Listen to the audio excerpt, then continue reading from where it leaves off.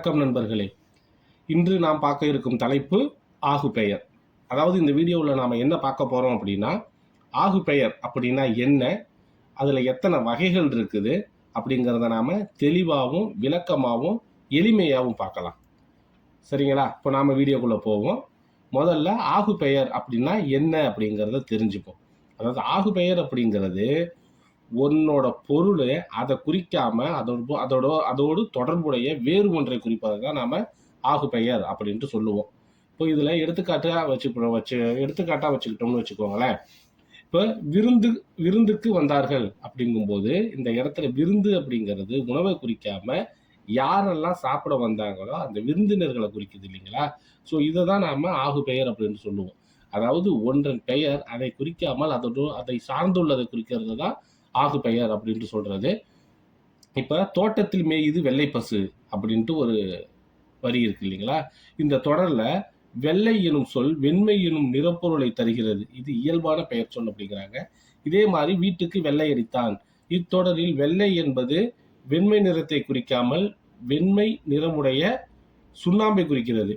So இதை தான் நாம ஆகு பெயர் அப்படின்ட்டு சொல்றோம். அதாவது ஒன்றன் பெயர் அதை குறிக்காமல் அதை சார்ந்துள்ளதையோ அல்லது அதற்கு தொடர்புடையதையோ குறிக்கிறத தான் நாம ஆகு பெயர் அப்படின்ட்டு சொல்லுவோம்.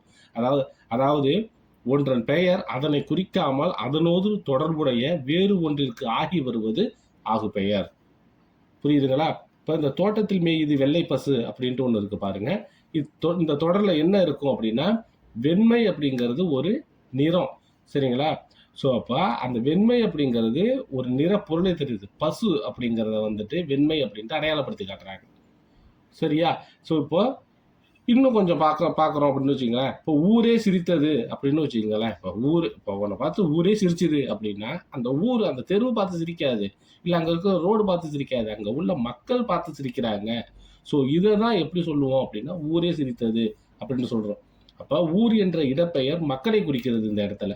அதே மாதிரி ஒன்று செய்தான் அப்படிங்கும்போது ஒன்று அப்படிங்கிறது எண்ணு. அந்த எண்ணை குறிக்காம ஏதோ ஒரு செயலை குறிக்குது. சரியா? அப்போ ஒரு சொல்லும் அது குறிக்கும் பொருளும் ஒன்றுக்கொன்று நெருங்கிய தொடர்புடையதாக இருக்கும். இந்த தொடரின் அடிப்படையில் தான் ஆகு பெயர் ஏற்படுகிறது, இல்லைன்னா ஏற்படுத்தப்படுகிறது. ஓகேவா? ஸோ அப்போ ஆகு பெயர் அப்படிங்கிறது ஒன்றன் பொருளை நேரடியாகவோ அல்லது மறைமுகமாகவோ சார்ந்து வேறு ஒரு சொல்லாக ஆகி வருவதை தான் நாம ஆகு பெயர் அப்படின்ட்டு சொல்லலாம். இப்போ இதில் நிறையா நாம் லைவ் எக்ஸாம்பிள்ஸ் எடுத்து பார்க்கலாம். இப்போ இந்த ஊரே சிரித்தது அப்படின்ட்டு இருக்கு இல்லையா? ஸோ இதெல்லாம் நமக்கு லைவ் எக்ஸாம்பிள்ஸு. இப்போ ஒன்று செய்தான். ஸோ இதே மாதிரி நிறையா இருக்குது எக்ஸாம்பிள். நீங்கள் ரெஃபர் பண்ணி பாருங்கள், உங்களுக்கு ஈஸியாக புரிஞ்சிடும். ஆகு பெயர் அப்படிங்கிறது நாம் நினைக்கிற அளவுக்கு ரொம்ப கஷ்டமான சப்ஜெக்ட் கிடையாது. சரிங்களா? இப்போ ஆனால் வெளியிலேருந்து பார்க்கும்போது என்னடா இவ்வளோ இருக்குது அப்படின்ட்டு பார்ப்போம். இதில் எத்தனை வகைகள் இருக்குங்கிறத நாம் இதுக்கப்புறம் அப்படியே கொஞ்சம் கொஞ்சமாக பார்க்கலாம். இப்போ ஆகு பெயர் அப்படிங்கும்போது அதில் எத்தனை வகைகள் இருக்குது அப்படின்னா, அதில் மொத்தம் 16 வகைகள் இருக்குது. ஆகு பெயரோட வகைகள் அப்படிங்கிறது மொத்தம் 16. அது என்னென்ன அப்படின்னு வச்சுக்கோங்களேன். பொருளாகு பெயர், இடவாகு பெயர், காலவாகு பெயர், சினையாகு பெயர், பண்பாகு பெயர், தொழிலாகு பெயர், எண்ணல் அளவையாகு பெயர், எடுத்தல் அளவையாகு பெயர், முகத்தல் அளவை ஆகு பெயர், நீட்டல் அளவையாகு பெயர், சொல்லாகு பெயர், தானியாகு பெயர், கருவியாகு பெயர், காரியவாகு பெயர், கருத்தாவாகு பெயர், கடைசியா உவமையாகு பெயர். சரிங்களா? ஸோ இதில் மொத்தம் எத்தனை வகைகள் இருக்குது அப்படின்னா 16 வகைகள் இருக்குது. இந்த 16 வகைகள்லையும் நாம் ஒரே மாதிரியான எக்ஸாம்பிள் அப்படியே மேட்ச் பண்ணி பார்க்கலாம். அது நமக்கு அண்டர்ஸ்டாண்ட் பண்ணிக்கிறதுக்கு ஈஸியாக இருக்கும். இப்போ பொருளாகு பெயர் அப்படின்னா என்ன? ஸோ பொருளாகு பெயர் அப்படிங்கிறதும் முதலாகு பெயர் அப்படிங்கிறதும் ஒன்று தான், நாம் பின்னாடி பார்க்கலாம் அதை பற்றி. அதே மாதிரி இடவாகு பெயர். அப்போ இடவாகுனா அது ஏதோ ஒரு இடத்தை வச்சு வந்திருக்கும் போல் இருக்கு அப்படிங்கிறது இதுலேயே தெரியும். காலவாகு பெயர் காலத்தை வச்சு, இப்போ மழைக்காலம் வெயில் காலம் அப்படின்ட்டு வருது இல்லைங்களா? ஸோ அது மாதிரி தான். இப்போ பொருளாகு பெயர் அப்படின்னா என்னன்ட்டு பார்க்கலாம். இப்போ பொருளாகு பெயர் அப்படின்னாலும் முதலாகு பெயர் அப்படின்னாலும் ஒன்று தான். சரியா? இப்போ பொருளாகு பெயர் அப்படின்னா என்ன, அதுக்கான டெஃபினேஷன் அப்படிங்கும்போது முதற் பொருளின் பெயர் அதன் சினை பொருளுக்கு ஆகி வருவது பொருளாகு பெயர். எனவே இது முதலாகு பெயர் என்றும் வழங்கப்படும். இப்போ அதுக்கான எடுத்துக்காட்டு பார்க்கலாம். முல்லை மனம் வீசியது. இதில் முல்லை என்பது முல்லை கொடியின் பெயர். இங்கே மனம் வீசியது என்னும் குறிப்பால் இது சினை பொருளாகிய முல்லைப்பூவுக்கு ஆகி வந்துள்ளது. சரிங்களா? அதாவது இப்போ பொருளாகு பெயர் அப்படின்னா என்ன அப்படின்ட்டு எடுத்துக்கிட்டோம்னா, முதற் பொருளின் பெயர் அதன் சினை பொருளுக்கு ஆகி வருவது பொருளாகு பெயர் அப்படின்ட்டு பேரு. இப்போ முல்லை மனம் வீசியது அப்படிங்கிற எடுத்துக்காட்டுல இந்த முல்லை மனம் வீசியது அப்படின்னா, அந்த முல்லை அப்படிங்கிறது ஒரு கொடியோட பேரு. இங்க மனம் வீசியது அப்படிங்கிறது அது சினைப்பொருளாகிய முல்லைப்பூவுக்காக ஆகி வந்திருக்குது. சரியா? ஸோ அப்போ முல்லை மனம் வீசியது அப்படிங்கும்போது அந்த கொடி மனம் வீசல, அந்த கொடியில உள்ள பூக்கள் மனம் வீசுது. அதை வந்துட்டு அவங்க அப்படி கொடுக்குறாங்க. அதாவது அதை சார்ந்த ஒரு சினை பெயர் அதுக்கு அந்த இடத்துல நமக்கு பொருளாகி வருது. இதை தான் பொருளாகு பெயர் அப்படின்னு சொல்றது. அடுத்தது இடவாகு பெயர். இடவாகு பெயர் அப்படின்னா ஒரு இடத்தின் பெயர் அந்த இடத்தில் உள்ள பொருளுக்கு ஆகி வருவது இடவாகு பெயர் எனப்படும். இப்போ ஊர் சிரித்தது நம்ம முன்னாடியே பார்த்தோம் இல்லைங்களா? இப்போ ஊர் சிரித்தது அப்படின்னா இதில் ஊர் என்னும் இடப்பெயர் சிரித்தது என்னும் குறிப்பால் ஊரில் உள்ள மக்களுக்கு ஆகி வந்துள்ளது. புரியுதா? அதாவது ஒன்றன் பொருள் அடுத்த ஒன்றுக்கு பொருளாகவோ அல்லது செயலாகவோ ஆகி வர்றதை தான் நாம வந்துட்டு ஆகு பெயர் அப்படின்னு சொல்றோம். அதுல இந்த இடவாகு பெயர் அப்படிங்கும்போது ஒரு இடத்தை குறிக்குது. இப்போ ஊர் சிரித்தது அப்படின்னு வச்சுக்கோங்களேன். இந்த ஊர் சிரித்தது அப்படின்னா ஊர்ல உள்ள மக்கள் சிரித்தார்கள். இதுதான் அப்ப அந்த ஊர் அப்படிங்கிறது அங்க உள்ள மக்களுக்காக ஆகி வந்துள்ளது. இதை தான் நாம இடவாகு பெயர் அப்படின்ட்டு சொல்லுவோம். இதுல வேற வேற எக்ஸாம்பிள்லாம் எடுத்து பார்க்கலாம் நாம. இப்போ ஊர் சிரித்தது அப்படிங்கும்போது நமக்கு இந்த எக்ஸாம்பிள் வருது இல்லைங்களா? இப்போ நாடே அழுதது அப்படின்னா நாடு அழுதது கிடையாது, நாட்டில் உள்ள மக்கள் அழுதார்கள் அப்படின்ட்டு பொருள். இப்போ காலவாகு பெயர். காலவாகு பெயர் அப்படின்னா என்னன்னா ஒரு காலத்தின் பெயர் அந்த காலத்தோடு தொடர்புடைய பொருளுக்கு ஆகி வருவது காலவாகு பெயர். இப்போ அந்த காலம் அப்படின்னு வச்சுக்கோங்களேன், நம்ம சொல்லுவோம் இல்லைங்களா? மழைக்காலம், வெயில் காலம், பனிக்காலம், குளிர்காலம், இது மாதிரிலாம் சொல்றோம் இல்லைங்களா? ஸோ இதை தான் காலம். இந்த இப்போ காலம் அப்படிங்கும்போது நாம சொன்னதுதான். இல்ல கார் அறுவடை ஆயிற்று. அப்போ கார் அப்படிங்கிறது ஒரு காலம், கார் காலம் அப்படிங்கிறது. கார் காலத்துல அறுவடை நடந்தது அப்படின்ட்டு பொருளா அதுக்கு. இதில் கார் என்பது காலப்பெயர். இங்கே அறுவடை ஆயிற்று எனும் குறிப்பால் இது கார்காலத்தில் விளையும் பயிருக்கு ஆகி வந்துள்ளது. இப்ப மழைக்காலத்துல அறுத்தாங்க, அறுவடை செய்தார்கள் அப்படின்ட்டு வச்சுப்போமே. இப்போ மழைக்காலத்துல அறுவடை செய்யறாங்க அப்படிங்கும்போது அது அந்த காலத்தை குறிக்குது. ஆனா இந்த காலத்தை குறிச்சாலும் அது அங்க விளைந்த பயிரை பெயராகி வருது. சரிங்களா? ஸோ இதை தான் காலவாகு பெயர் அப்படின்ட்டு சொல்றது. அடுத்தது சினையாகு பெயர். இப்போ சினை அப்படின்னா உங்களுக்கு என்னங்கிறது நல்லா தெரிஞ்சிருக்கிறதுக்கான வாய்ப்புகள் அதிகம். ஒரு சினை பொருளின் பெயர் அதன் முதற் பொருளுக்கு ஆகி வருவது சினையாகி பெயர் எனப்படும். தலைக்கு 10 ரூபாய் கொடு, அதாவது தலைக்கு 10 ரூபா கொடு அப்படின்னு சொல்றோம் இல்லைங்களா? அப்ப தலைக்கு 10 ரூபா கொடு அப்படின்னா என்ன அர்த்தம்? இதில் தலை என்னும் சினைப்பொருளின் பெயர் 10 ரூபாய் கொடு என்னும் குறிப்பால் அந்த தலையை உடைய மனிதனுக்கு ஆகி வந்துள்ளது. புரியுதா? ஸோ அப்ப ஒரு ஒரு 50 பேர் நிக்கிறான்னு வச்சுங்களேன். இப்போ 50 பேருக்கும் 10 ரூபா கொடு அப்படின்னு நம்ம சொல்ல மாட்டோம். தலை அப்படின்னு சொல்றது கிடையாது. ஒரு கிராம நடைமுறையில தலைக்கு 10 ரூபா, இல்லை தலைக்கு 50 ரூபா, தலைக்கு 200 ரூபா அப்படின்னு சொல்றாங்கன்னு வச்சுங்களேன். இப்போ தலை அப்படிங்கிறது ஒரு கவுண்ட் ஆயிடுது. அங்க உள்ள ஆட்களோட கவுண்ட். சரிங்களா? அங்க உள்ள மனிதர்களை அதை நாம மென்ஷன் பண்ணி காட்டுறது. இதை தான் சினையாகு பெயர் அப்படின்னு சொல்லுவோம். இப்போ முதலாகு பெயருக்கும் சினையாகு பெயருக்கும் உள்ள வித்தியாசம் என்னன்னா, முதலாகு பெயர் முதற் பெயர் சினை பொருளுக்கு ஆகி வரும். ஆனா சினையாகு பெயர்ல சினை பெயர் முதற் பொருளுக்கு ஆகி வரும். ஸோ இதுதான் இதுக்கான ஒரு சின்ன வித்தியாசம். சரிங்களா? ஸோ இது கொஞ்சம் நல்லா பார்த்துக்கோங்க. முதலாகு பெயர் அப்படிங்கும்போது முதற் பெயர் சினை பெயருக்கு சினை பொருளுக்கு ஆகி வரும். அதே மாதிரி சினையாகு பெயர் அப்படிங்கிறது எப்படி இருக்கும் அப்படின்ட்டு நீங்க அதுல நல்லா பார்த்துக்கோங்க. அடுத்தது பண்பாகு பெயர். இப்போ பண்பாகு பெயர் அப்படின்னு எடுத்துக்கிட்டோம்னு வச்சுக்கோங்களேன். ஒரு பண்பின் பெயர் அப்பண்புடைய பொருளுக்கு ஆகி வருவது பண்பாகு பெயர் எனப்படும். இது குணவாகு பெயர் என்றும் வழங்கப்பெறும். இப்போ பண்பாகு பெயர் அப்படின்னாலும் குணவாகு பெயர் அப்படின்னாலும் ஒண்ணுதான். நம்மளை டெஸ்ட் பண்றதுக்காக இந்த குணவாகு பெயர் அப்படின்னா என்ன அப்படிங்கிறது கேட்கலாம். குணம்னாலும் பண்புனாலும் ஒண்ணுதான். இனிப்பு உண்டான். இதில் இனிப்பு எனும் சுவை பண்பின் பெயர் அச்சுவை கொண்ட பொருளுக்கு ஆகி வந்துள்ளது. இப்ப இனிப்பு உண்டான்னு வச்சுக்கோங்களேன். இனிப்பு அப்படிங்கிறது ஒரு பண்பு. ஸோ ஓகேவா? அந்த பெயர் அச்சுவை கொண்ட பொருளுக்கு ஆகி வந்துள்ளது. அப்ப ஒரு பேக்கரிக்கு போறோம்னு வச்சுக்கோங்க. இந்த ஒரு பேக்கரியில போயிட்டு எனக்கு ஒரு இனிப்பு கொடுங்க அப்படின்னு சொன்னோம்னா ஒரு ஜிலேபியோ இல்லை ஜாங்கிரியோ கொடுக்குறாங்கன்னு வச்சுக்கோங்களேன். ஸோ அப்போ அந்த இனிப்பு அப்படிங்கிறது அந்த ஜாங்கிரிக்கான பேர், அந்த லட்டுக்கான பேர். ஸோ இதை தான் பண்பாகு பெயர் அப்படின்ட்டு சொல்கிறது. இப்போ தொழிலாகு பெயர். தொழிலாகு பெயர் அப்படின்னா என்னென்னு எடுத்துக்கிட்டோம்னா, ஒரு தொழிலின் பெயர் அத்தொழிலால் அமைந்த பொருளுக்கு ஆகி வருவது தொழிலாகு பெயர் எனப்படும். இப்போ சுண்டல் உண்டான். இப்போ சுண்டல் அப்படிங்கிறது இதில் தொழிற்பெயர். ஸோ அத்தொழிலால் அமைந்த பொருளுக்கு ஆகி வந்துள்ளது. சுண்டல் உண்டான் அப்படிங்கும்போது ஒருத்தவன் சுண்டல் சாப்பிட்டான், சரியா? ஸோ அப்போ இதில் என்ன அப்படின்னா, இந்த ஒரு தொழில் அப்படிங்கிறது அத்தொழிலை அமைந்த பொருளுக்கு ஆகி உள்ளது. இந்த சுண்டல் அப்படிங்கிறது இந்த இடத்துல என்ன ஆகும் அப்படின்னா, சாப்பிட்ற ஒரு பொருளாக நாம் ட்ரீட் பண்ணிக்கிறோம். ஸோ தொழிலாகு பெயர் அப்படின்னா என்னன்னா, ஒரு தொழிலின் பெயர் அத்தொழிலால் அமைந்த பொருளுக்கு ஆகி வருவதை தான் நாம் தொழிலாகு பெயர் அப்படின்ட்டு சொல்கிறது, சரியா? இப்போ மாங்காய் சாப்பிட்டான்,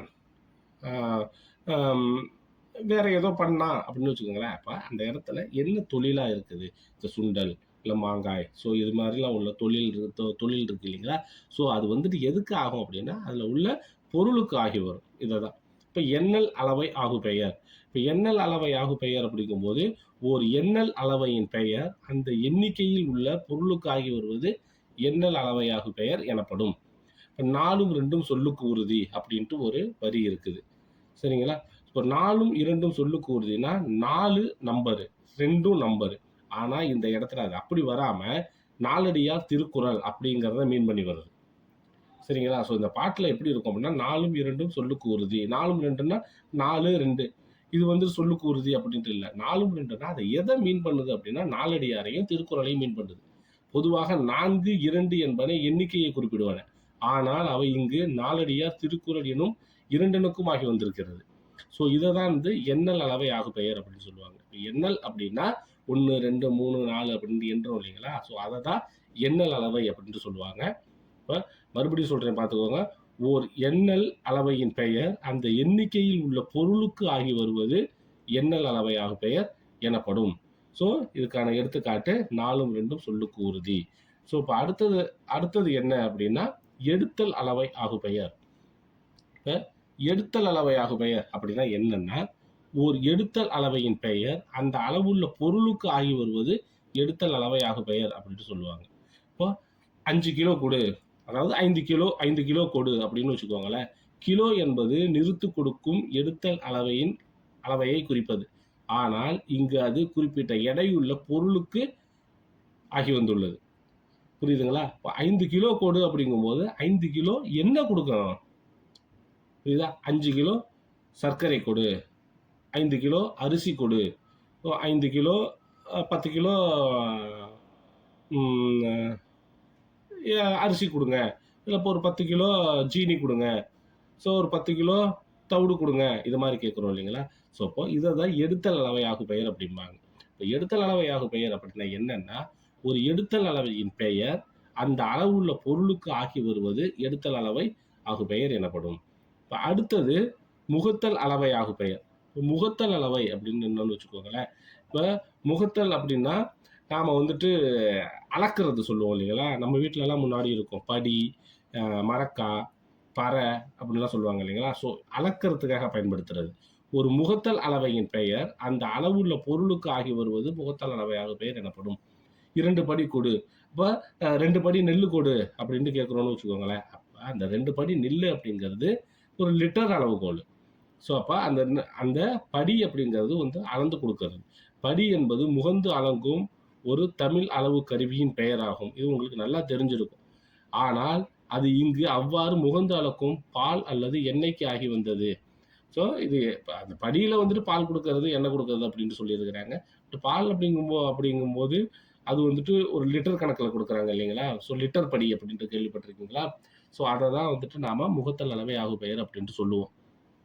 அடுத்து நீட்டல் அளவை ஆகு பெயர். நீட்டல் அளவை ஆகு பெயர் தான் நீட்டுறது. அதாவது ஒரு நீட்டல் அளவையின் பெயர் அந்த அளவுள்ள பொருளுக்கு ஆகி வருவது நீட்டல் அளவை ஆகு பெயர் எனப்படும். அதாவது 2 மீட்டர் துணி கொடுங்க, இல்லை 2 மீட்டர் நாடா கொடுங்க, 2 மீட்டர் டேப் கொடுங்க அப்படின்ட்டு கேட்குறோம் இல்லைங்களா? ஸோ இதில் மீட்டர் என்னும் அளவையின் பெயர் அந்த அளவுள்ள பொருளுக்கு ஆகி வருது. இப்போ 2 மீட்டர் கொடுங்க, என்ன கொடுக்கணும்? துணி. ஒரு 2 மீட்டர் நாடா கொடுங்க அப்படின்னா அது நாடா, 2 மீட்டர் டேப் கொடுங்க அப்படின்னா ஒரு அளக்கும் கருவி கொடுங்க. ஸோ இதை தான் நீட்டல் அளவை ஆகு பெயர் அப்படின்ட்டு சொல்கிறது. நீட்டல் அளவை ஆகு பெயர் அப்படிங்கன்னா என்ன அப்படின்னா, திரும்பவும் சொல்கிறது பார்த்துக்கோங்க நல்லா. ஒரு நீட்டல் அளவையின் பெயர் அந்த அளவுள்ள பொருளுக்கு ஆகி வருவது நீட்டல் அளவை ஆகு பெயர் எனப்படும். ஸோ நீட்டல் அளவை ஆகு பெயர்னா உங்களுக்கு நீங்கள் ஈஸியாக புரிஞ்சுக்கலாம். எப்படின்னா, நீட்டுறது. ஸோ இதில் ஒரு 2 மீட்டர் துணி கொடுங்க, இல்லை ஒரு 2 மீட்டரு ஏதோ ஒன்று கொடுங்க, ஒரு 2 மீட்டரு நாடா கொடுங்க அப்படின்னு சொல்றது. இப்போ சொல் ஆகு பெயர். இப்போ சொல்லை குறிக்கும் பெயர் சொல்லுடைய பொருளுக்கு ஆகி வருவது சொல்லாகு பெயர் எனப்படும். அதாவது சொல்லை குறிக்கும் பெயர் சொல்லுடைய பொருளுக்கு ஆகி வருவது சொல்லாகு பெயர் எனப்படும். நண்பன் என் சொல்லை கேட்பான் அப்படின்ட்டு ஒரு எடுத்துக்காட்டு இருக்கு. இங்கு இடம்பெற்ற சொல் என்பது எழுத்துக்களால் ஆன சொல்லை குறிப்பது. ஆனால் நண்பன் என் சொல்லை கேட்பான் என்னும் இடத்தில் சொல் என்பது அறிவுரையை குறித்து நிற்கிறது. இப்போ இந்த இடத்துல சொல் அப்படின்னு வச்சுக்கோங்களேன். இப்போ சொல் அப்படின்னா வருவான் அப்படிங்கிறது ஒரு சொல், வந்தான் அப்படிங்கிறது ஒரு சொல். இப்போ ஏதோ ஒரு சொல். அப்போ சொல் அப்படிங்கிறது எழுத்துக்களை கோர்த்து நிற்கிறத ஒன்றை தான் நாம் சொல் அப்படின்ட்டு சொல்லுவோம். ஆனால் இந்த இடத்துல நண்பன் என் சொல்லை கேட்பான் அப்படின்னா அவன் என் பேச்சை கேட்பான்டா அப்படிங்கும்போது இந்த இடத்துல அறிவுரை, என்னுடைய அறிவுரையை அவன் கேட்பான். அப்போ நான் என்ன சொல்கிறேனோ அதை அவன் கேட்பான் அப்படின்ட்டு வருது இல்லைங்களா. இதை தான் சொல் ஆகு பெயர் அப்படிங்கிறது. அடுத்தது தானியாகு பெயர்.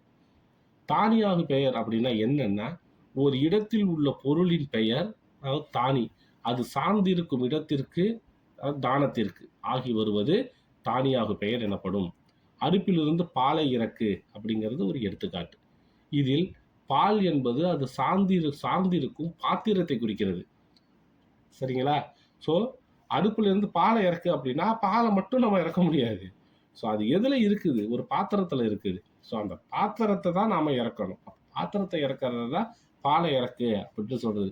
அடுப்பில் இருந்து சாப்பாட்டை இறக்கு அப்படின்னா சாப்பாட்டை எப்படி இறக்குவோம், சாப்பாடு ஒரு பாத்திரத்தில் இருக்கும், ஒரு குக்கரில் இருக்கும், அதை தான் நம்ம இறக்கி வைப்போம். அப்போ இந்த இடத்துல ஒரு பொருளின் பெயர் அது சார்ந்திருக்கும் இடத்திற்கு ஆகி வருவதை தான் தானியாகு பெயர் அப்படின்ட்டு நாம் சொல்லுவோம். ஸோ இப்போ நான் சொல்கிறது இல்லாமல் நீங்கள் அந்த ஒரு சப்ஜெக்டையும் ஒவ்வொரு டாப்பிக்கையும் எடுத்து தனித்தனியாக போட்டு பாருங்கள், கூகுளில் போட்டு பாருங்கள். உங்களுக்கு ஒவ்வொன்றுக்கும் செப்பரேட்டாக எக்ஸ்பிளனேஷன் வரும், நிறைய எக்ஸாம்பிள்ஸ் வரும். இப்போ கருவியாகு பெயர். அடுத்து இப்போ கருவியாகு பெயர் அப்படிங்கிறது ஒரு கருவியின் பெயர் அக்கருவியால் ஆகும் பொருளுக்கு ஆகி வருவது கருவியாகு பெயர் எனப்படும். இப்போ குழல் கேட்டு மகிழ்ந்தேன் அப்படின்ட்டு இருக்குன்னு வச்சுக்கோங்களேன். குழல் கேட்டு மகிழ்ந்தேன் அப்படின்னா இந்த இடத்துல குழல் அப்படிங்கிறது இசையை வெளிப்படுத்தும் ஒரு கருவி, அதாவது புல்லாங்குழல் அப்படின்ட்டு வச்சுப்போமே. இந்த புல்லாங்குழல் அப்படிங்கிறது இசையை வெளிப்படுத்தும் ஒரு கருவி. இங்கு குழல் கேட்டு மகிழ்ந்தேன்னா அந்த புல்லாங்குழலை நான் வாங்கிக்கிட்டு மகிழ்ச்சி அடைஞ்சேன் அப்படின்ட்டு இல்லை. அதுலேருந்து வர இசையை கேட்டு, அதுலேருந்து வர சத்தத்தை கேட்டு நான் மகிழ்ச்சியுற்றேன் அப்படிங்கிறத தான் பொருள்.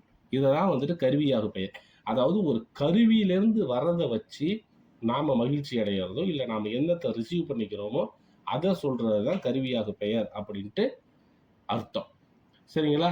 இப்போ ஒரு தாளம் இசைத்தான் அப்படின்ட்டு இருக்குன்னு வச்சுக்கோங்களேன். ஒரு தாள ஒலியை கேட்டு இன்புற்றேன் அப்படின்னு இருக்குன்னா அந்த தாளத்திலிருந்து வர இசையை கேட்டு நான் வந்துட்டு மகிழ்ச்சி அடைகிறேன், நான் சந்தோஷப்படுறேன். அது வந்துட்டு எப்படி வருது அப்படின்னா ஒரு கருவியிலேருந்து நமக்கு வருது.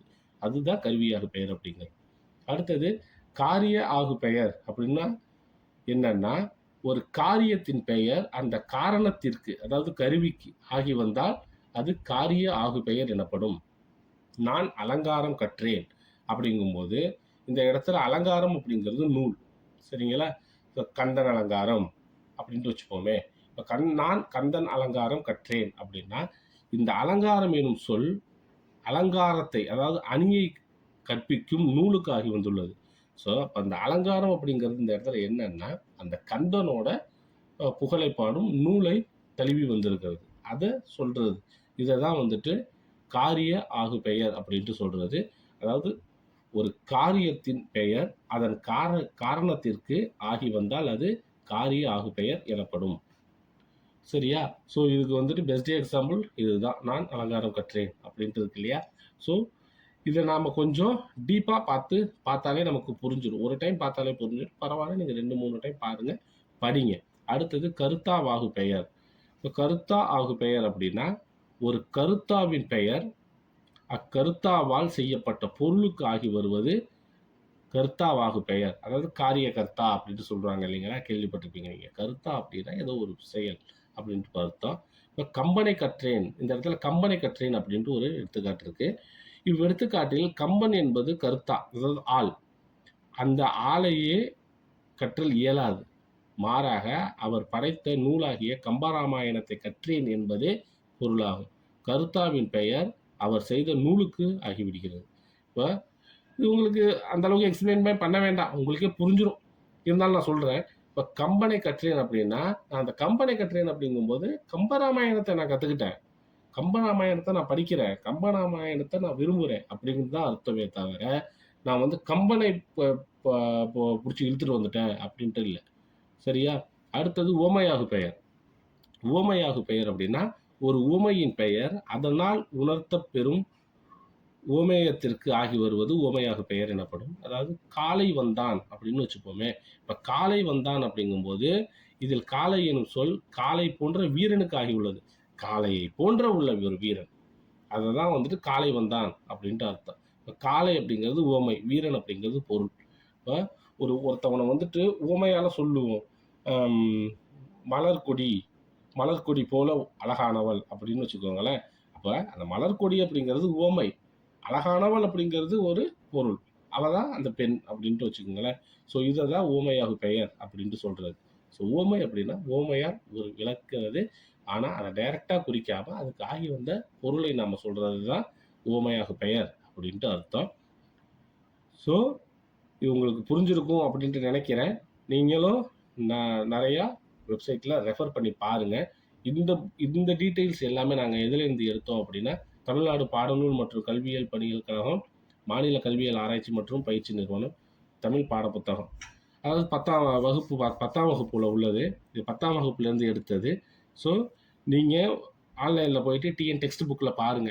உங்களுக்கு 10த் புக் கிடைக்கும். அந்த 10த் புக்ல உங்களுக்கு எல்லா டீட்டெயில்ஸுமே இன்னும் கிளியரா குடுத்துருக்குறாங்க. ஸோ எங்க வீடியோவ பார்த்ததுக்கும், உங்களோட தொடர்ந்த ஆதரவிற்கும் எங்களுடைய நன்றியை தெரிவிச்சுக்கிறோம். இந்த வீடியோவ உங்களுக்கு புடிச்சிருந்தது அப்படின்னா, உங்க ஃப்ரெண்ட்ஸுக்கு ஷேர் பண்ணுங்க. அவங்களும் பார்க்கட்டும். இப்ப நாம எக்ஸ்பிளைன் பண்றத விட, அவங்க இன்னும் போயிட்டு இத பார்த்தாங்க, வீடியோவ பார்த்தாங்க அப்படின்னா, இந்த டைட்டில போயிட்டு அவங்க இன்னும் சர்ச் பண்ணி பார்ப்பாங்க. அதனால அவங்க படிக்க முடியும். மேலும் அடுத்த வீடியோல நான் உங்கள மீட் பண்றேன்.